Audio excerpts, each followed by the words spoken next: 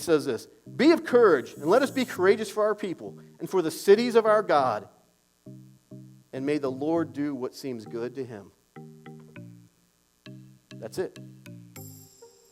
I can't help but imagine, with that being the key phrase there, do what seems good to him, Joab has no guarantee to give his people. All he says is, hey, let's be courageous. Let's fight for our God for victory.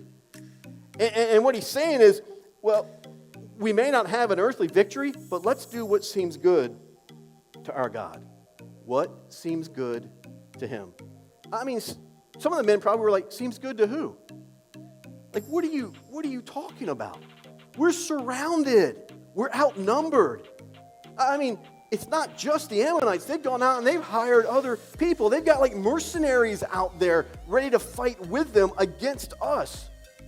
Like this is insane. How can you say this? How can we operate like this? But Joab, and I want you to get this, Joab recognized that he is in a very difficult military situation. He understands that. He realized he has to fight on two different fronts. And so he gives this direction to his men. So he challenges them to be courageous no matter what.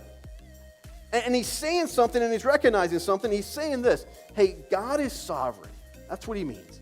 Let's do what seems good to him. Like, we know the right thing to do. It's not to take off and run. As a matter of fact, I'm not even sure they could take off and run. They're surrounded now. So he says, let's do what seems good to him. God is sovereign. He's going to do what he's going to do anyway. This didn't surprise God, all right?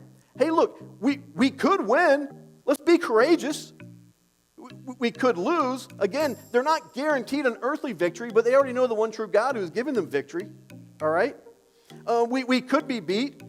We could chase them off, or they could chase us off. If we die, we might die. I know we keep repeating that phrase throughout this series. What Joab is saying here is that they will do what is right by their God, and they will do it with all their might, and they will trust God to do what only he can do. Look, they're in an incredible situation. I mean, an extremely uncomfortable situation. But let me say this, and I want us maybe to write this down.